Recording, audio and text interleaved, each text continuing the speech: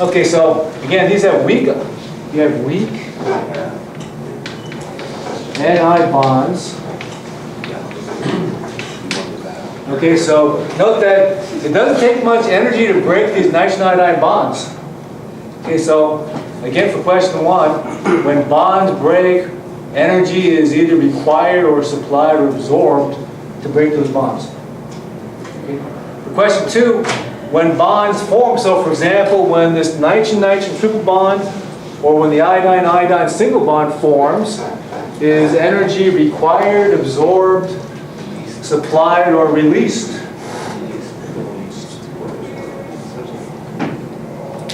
So when those bonds form, energy is...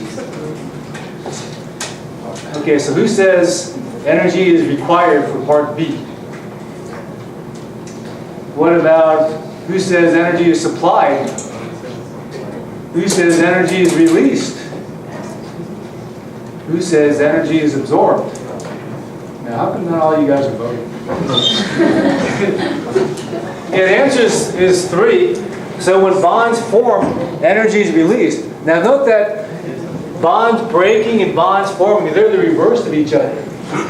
Okay, so if it takes energy to break a bond, when that bond forms, energy is released.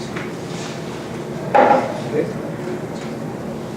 So maybe another way of looking at this is if you have some stick.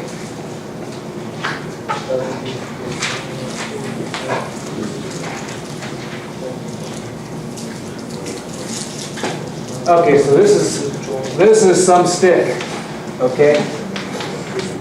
And if you want to break that stick into all these pieces, we need to supply energy to do that. Okay, so we have to supply energy. Now note that the reverse, getting these pieces all back together into one stick, is the reverse of breaking the stick. So in that case, energy is released. So you release energy in that reverse process. Okay, so we can think of these as reversible processes, either breaking bonds or forming bonds. Okay, now getting back to here, is this nitrogen-nitrogen triple bond strong or weak? That's a strong bond.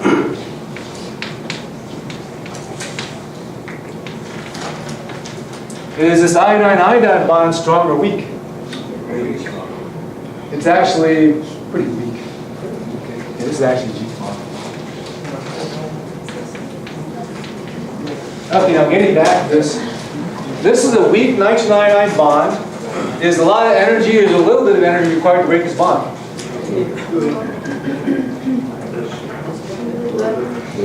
Yeah, so a little energy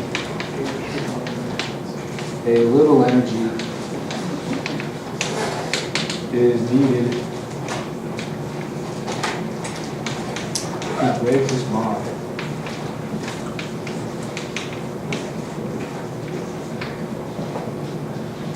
Should we use a more scientific term instead of little? Less. Less or small.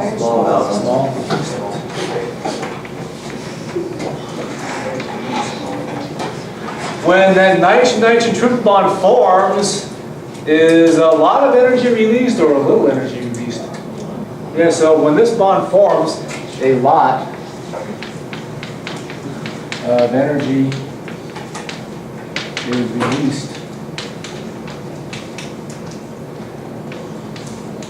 when this bond forms.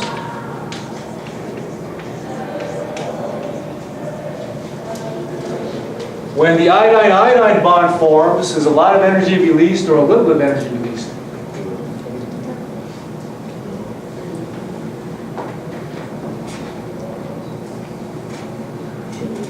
Yeah, a little bit. Okay, so a little energy is released.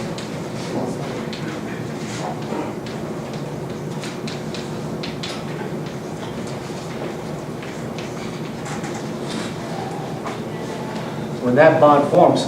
Okay, so why is so much energy released when nitrogen triiodide decomposes? Because note that a little bit of energy is required to break this bond, but a lot of energy is released when this bond forms, and a little bit of energy is released when that bond forms.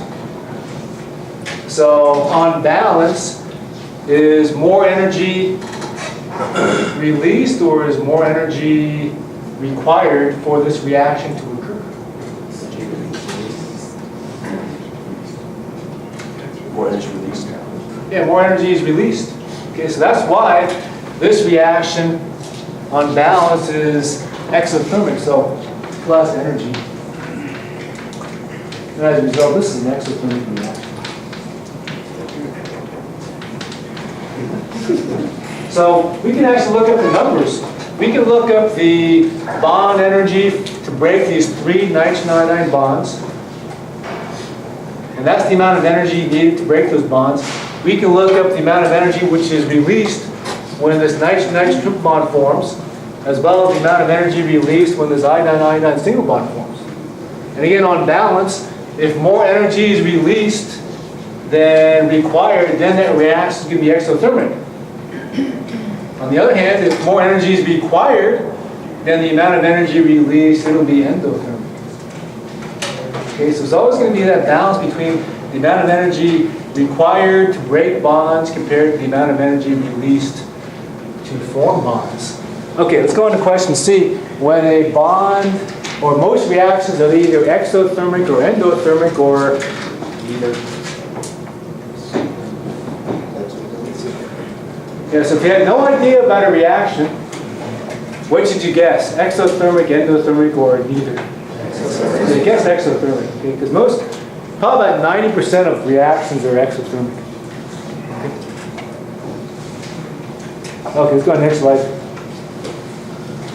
We haven't talked about this yet, but these are how chemical reactions occur. So atoms and molecules have to collide with sufficient energy and the correct orientation for bonds to break or bonds to form. This is called collision theory. So shown here is a fruitful collision. So note that when reactant A2 collides with reaction B2 in this orientation, you get this, what they call this unstable activated complex. And then the bond between A and B break, and then the bond between A and B forms, and we get our reaction occurring. Now note that in this case here, if the orientation is not correct, then bonds aren't going to break. So note that if they line up this way, A2 and B2, they collide together, but then they just bounce off each other. Okay?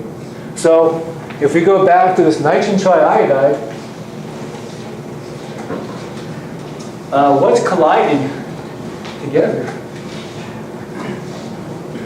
Okay, we only have one reactant here. Collide with itself. Samson. Collide with itself. Yeah, so note that we have more than one Ni3 molecule, we have a whole bunch of them. Okay, so they collide with each other. If they collide with each other with enough energy, because these bonds are weak, those bonds are going to break. Okay, and this picture down at the bottom is hard to see. This is a picture of a demolition derby. Has anyone ever been in a demolition derby?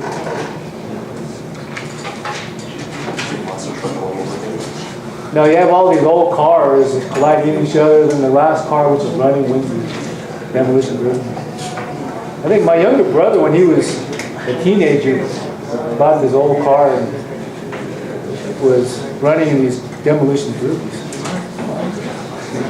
And then he came home once, he was living at home with my parents, and he painted this, he had this Cadillac, this old Cadillac, and he put a skull and crossbones on the hood. And my parents didn't appreciate him parking that car in front of the house.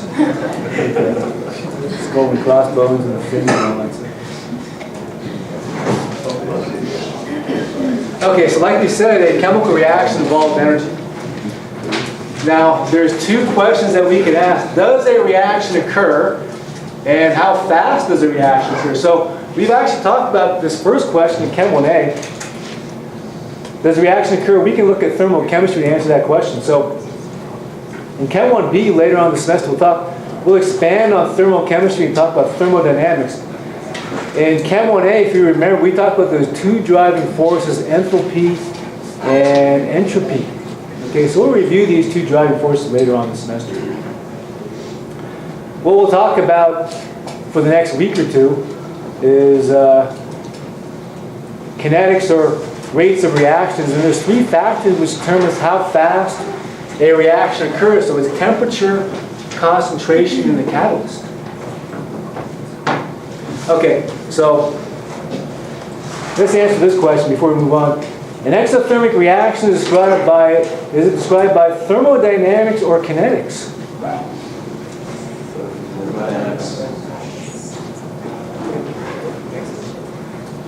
Okay, so let's say a reaction is exothermic. Can we describe that reaction using thermodynamics or kinetics?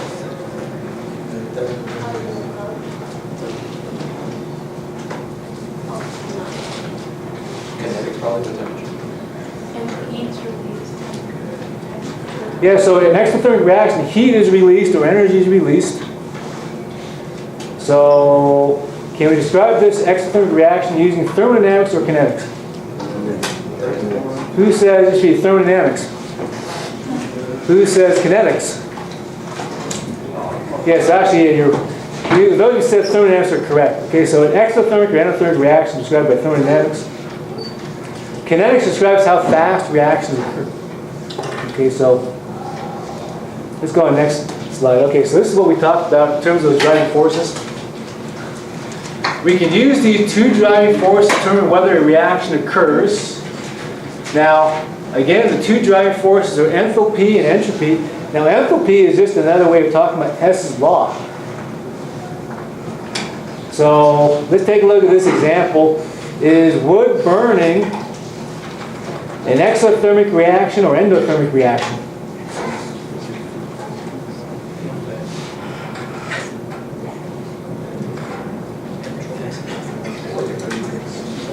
So, what is a reason for burning wood?